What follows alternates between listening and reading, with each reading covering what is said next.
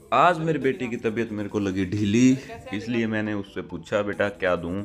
मैं ले गया हनी टस, खांसी आ रही थी उसको। पानी गर्म करने के लिए टोपिया रखा, आग जलाई, पानी गर्म होने दिया। तब तक इसके पीछे पड़े भाई क्या क्या इसके साइड इफ़ेक्ट हो सकते हैं, कैसे दी जाती है। तो उन्होंने बताया भाई एक मग में इसको डालो, गर्म पानी इसके ऊपर से डालो। पानी भाई साहब, पानी तो डांस करने लग गया।